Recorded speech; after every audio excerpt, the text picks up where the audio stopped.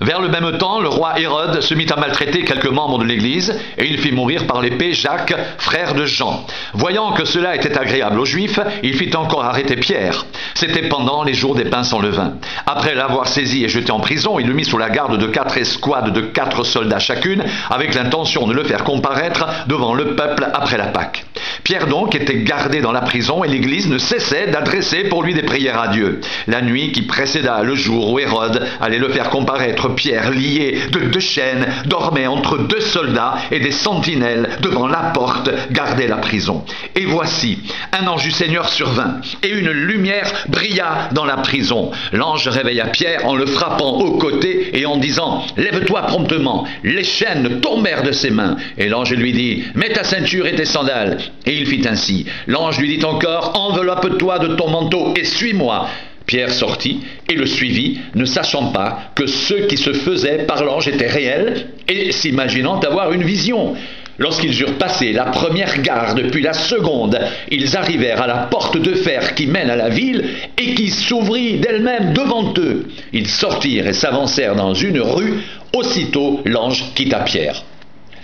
Revenu à lui-même, Pierre dit « Je vois maintenant d'une manière certaine que le Seigneur a envoyé son ange et qu'il m'a délivré de la main d'Hérode et de tout ce que le peuple juif attendait. » Après avoir réfléchi, il se dirigea vers la maison de Marie, mère de Jean, surnommée Marc, où beaucoup de personnes étaient réunies et priaient. Il frappa à la porte du vestibule et une servante nommée Rhode s'approcha pour écouter. Elle reconnut la voix de Pierre et dans sa joie, au lieu d'ouvrir, elle courut annoncer que Pierre était devant la porte. Ils lui dirent « Tu es folle !»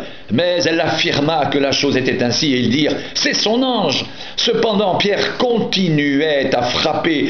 Ils ouvrirent et furent étonnés de le voir. Pierre, leur ayant de la main fait signe de se taire, leur raconta comment le Seigneur l'avait tiré de la prison et il dit « Annoncez-le à Jacques et aux frères ». Puis il sortit et s'en alla dans un autre lieu. Quand il fit jour, les soldats furent dans une grande agitation pour savoir ce que Pierre était devenu. Hérode, s'étant mis à sa recherche et ne l'ayant pas trouvé, interrogea les gardes et donna l'ordre de les mener au supplice. Ensuite, il descendit de la Judée à Césarée pour y séjourner. Hérode avait des dispositions hostiles à l'égard des Tyriens et des Sidoniens, mais ils vinrent le trouver d'un commun accord et après avoir gagné Blaste, son chambellan, ils sollicitèrent la paix parce que leur pays tirait sa subsistance de celui du roi. À un jour fixé, Hérode, revêtu de ses habits royaux et assis sur son trône, les harangua publiquement. Le peuple s'écria « Voix d'un Dieu et non d'un homme ». Au même instant, un ange du Seigneur le frappa parce qu'il n'avait pas donné gloire à Dieu et il expira rongé des vers. Cependant, la parole de Dieu se répandait de plus en plus et le nombre des disciples augmentait. Barnabas et Saul, après s'être acquittés de leur message, s'en retournèrent de Jérusalem, emmenant avec eux Jean, surnommé Marc. Il y avait dans l'église d'Antioche des prophètes et des docteurs, Barnabas, Siméon appelé Niger, Lucius de Cyrène, Manaën, qui avait été élevé avec Hérode le tétrarque, et Saul. Pendant qu'ils servaient le Seigneur dans leur ministère et qu'ils jeûnaient, le Saint-Esprit dit « Mettez-moi à part Barnabas et Saul pour l'œuvre à laquelle je les ai appelés. » Alors, après avoir jeûné et prié, ils leur imposèrent les mains et les laissèrent partir. Barnabas et Saul, envoyés par le Saint-Esprit, descendèrent à Séleucie et de là, ils s'embarquèrent pour l'île de Chypre. Arrivés à Salamine, ils annoncèrent la parole de Dieu dans les synagogues des Juifs. Ils avaient Jean pour aide. Ayant ensuite traversé toute l'île jusqu'à Paphos, ils trouvèrent un certain magicien, faux prophète juif, nommé Bar-Jésus, qui était avec le proconsul Sergius Paulus, homme intelligent. Ce dernier fit appeler Barnabas et Saul et manifesta le désir d'entendre la parole de Dieu. Mais Élymas le magicien, car c'est ce que signifie son nom, leur faisait opposition, cherchant à détourner de la foi le proconsul. Alors Saul, appelé aussi Paul, rempli du Saint-Esprit, fixa les regards sur lui et dit « Homme, plein de toute espèce de ruse et de fraude, fils du diable, ennemi de toute justice, Ne cesseras-tu point de pervertir les voies droites du Seigneur? Maintenant, voici, la main du Seigneur est sur toi, et tu seras aveugle, et pour un temps, tu ne verras pas le soleil. Aussitôt l'obscurité et les ténèbres tombèrent sur lui, et il cherchait en tâtonnant des personnes pour le guider. Alors le proconsul, voyant ce qui était arrivé, crut, étant frappé de la doctrine du Seigneur. Paul et ses compagnons, s'étant embarqués à Paphos, se rendirent à Perge, en Pamphylie. Jean se sépara d'eux et retourna à Jérusalem. De Perge, ils poursuivirent leur route et arrivèrent à Antioche de Pisidie. Étant entrés dans la synagogue le jour du sabbat, ils s'assirent. Après la lecture de la loi et des prophètes, les chefs de la synagogue leur envoyèrent dire: Hommes frères, si vous avez quelque exhortation à adresser au peuple, parlez. Paul se leva et ayant fait signe de la main, il dit: Hommes israélites, et vous qui craignez Dieu, écoutez. Le Dieu de ce peuple d'Israël a choisi nos pères. Il mit ce peuple en honneur pendant son séjour au pays d'Égypte, et il l'en fit sortir par son bras puissant. Il les nourrit près de 40 ans dans le désert. Et ayant détruit 7 nations au pays de Canaan, il leur en accorda le territoire comme propriété.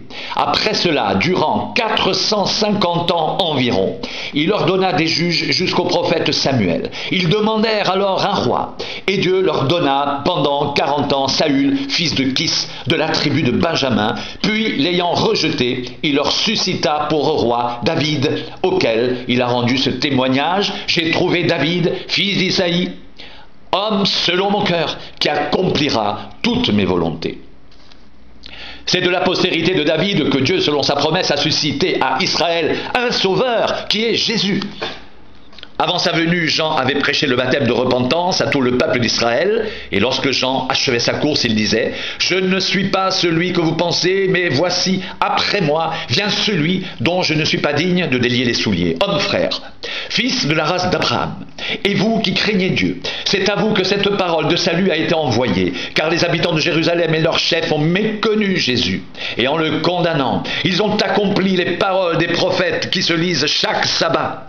Quoiqu'ils n'aient trouvé en lui rien qui soit digne de mort, ils ont demandé à Pilate de le faire mourir. Et après qu'ils eurent accompli tout ce qui est écrit de lui, ils le descendirent de la croix et le déposèrent dans un sépulcre. Mais Dieu l'a ressuscité des morts. Il est apparu pendant plusieurs jours à ceux qui étaient montés avec lui de la Galilée à Jérusalem et qui sont maintenant ses témoins auprès du peuple. Et nous vous annonçons cette bonne nouvelle, que la promesse faite à nos pères, Dieu l'a accompli pour nous, leurs enfants, en ressuscitant Jésus, selon ce qui est écrit dans le psaume 2e: Tu es mon fils, je t'ai engendré aujourd'hui, qu'il est ressuscité des morts, de telle sorte qu'il ne retournera pas à la corruption. C'est ce qu'il a déclaré en disant: Je vous donnerai les grâces saintes promises à David, ces grâces qui sont assurées. C'est pourquoi il dit encore ailleurs: Tu ne permettras pas que ton sein voie la corruption. Or David, après avoir en son temps servi au dessein de Dieu, est mort, a été réuni à ses pairs et a vu la corruption.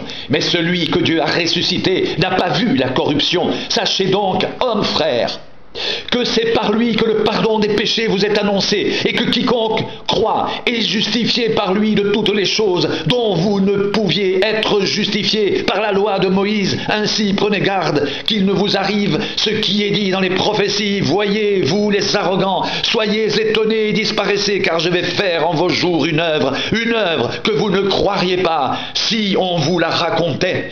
Lorsqu'ils sortirent, on les pria de parler le sabbat suivant sur les mêmes choses, et à l'issue de l'assemblée, beaucoup de Juifs et de prosélytes pieux suivirent Paul et Barnabas, qui s'entretinrent avec eux et les exhortèrent à rester attachés à la grâce de Dieu. Le sabbat suivant, presque toute la ville se rassembla pour entendre la parole de Dieu. Les Juifs, voyant la foule, furent remplis de jalousie, et ils s'opposaient à ce que disait Paul en le contredisant et en l'injuriant. Paul et Barnabas leur dirent avec assurance: C'est à vous premièrement que la parole de Dieu devait être annoncée, mais puisque vous la repoussez et que vous vous jugez vous-même indigne de la vie éternelle, voici, nous nous tournons vers les païens, car ainsi nous l'a ordonné le Seigneur. J'étais établi pour être la lumière des nations, pour porter le salut jusqu'aux extrémités de la terre. Les païens se réjouissaient en entendant cela. Ils glorifiaient la parole du Seigneur, et tous ceux qui étaient destinés à la vie éternelle crurent. La parole du Seigneur se répandait dans tout le pays. Mais les Juifs excitèrent les femmes dévotes de distinction et les principaux de la ville. Ils provoquèrent une persécution contre Paul et Barnabas, et ils les chassèrent de leur territoire. Paul et Barnabas secouèrent contre eux la poussière de leurs pieds et allèrent à Icône, tandis que les disciples étaient remplis de joie et du Saint-Esprit. À Icône, Paul et Barnabas entrèrent ensemble dans la synagogue des Juifs, et ils parlèrent de telle manière qu'une grande multitude de Juifs et de Grecs crurent. Mais ceux des Juifs qui ne crurent point excitèrent et aigrirent les esprits des païens contre les frères. Ils restèrent cependant assez longtemps à Icône, parlant avec assurance, appuyés sur le Seigneur qui rendait témoignage à la parole de sa grâce et permettait qu'il se fasse par leurs mains des prodiges et des miracles. La population de la ville se divisa. Les uns étaient pour les Juifs, les autres pour les apôtres.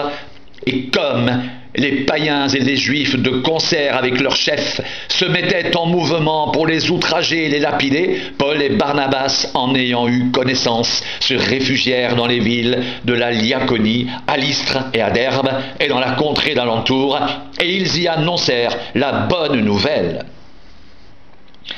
À Lystre se tenait assis un homme impotent des pieds, boiteux de naissance et qui n'avait jamais marché.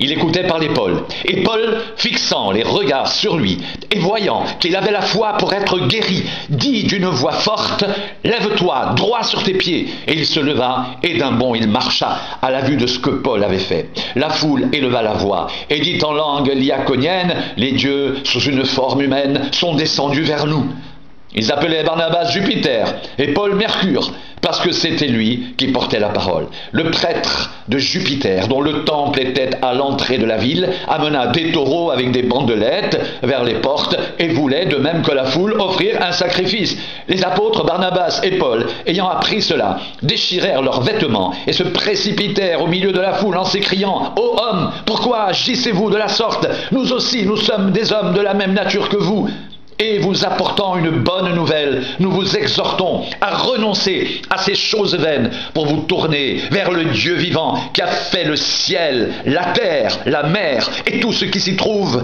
car Dieu, dans les âges passés, a laissé toutes les nations suivre leur propre voie, quoiqu'il n'ait cessé de rendre témoignage de ce qu'il est, en faisant du bien, en vous dispensant du ciel des pluies et les saisons fertiles, en vous donnant la nourriture avec abondance et en remplissant vos cœurs de joie. À peine purent-ils par ces paroles empêcher la foule de leur offrir un sacrifice. Alors survinrent d'Antioche et d'Icône des Juifs qui gagnèrent la foule et qui, après avoir lapidé Paul, le traînèrent hors de la ville, pensant qu'il était mort, mais les disciples l'ayant entouré, il se leva et entra dans la ville. Le lendemain, il partit pour Derbe avec Barnabas. Quand ils eurent évangélisé cette ville et fait un certain nombre de disciples, ils retournèrent à Lystre, à Icône et à Antioche, fortifiant l'esprit des disciples, les exhortant à persévérer dans la foi et disant que c'est par beaucoup de tribulations qu'il nous faut entrer dans le royaume de Dieu. Ils désignèrent des anciens dans chaque église et après avoir prié et jeûné, ils les recommandèrent au Seigneur en qui ils avaient cru. Traversant ensuite la Pisidie, ils vinrent en Pamphylie, annoncèrent la parole à Perge et descendirent à Attalie. De là, ils s'embarquèrent pour Antioche, d'où ils avaient été recommandés à la grâce de Dieu pour l'œuvre qu'ils venaient d'accomplir. Après leur arrivée, ils convoquèrent l'Église et ils racontèrent tout ce que Dieu avait fait avec eux et comment il avait ouvert aux nations la porte de la foi, et ils demeurèrent assez longtemps avec les disciples.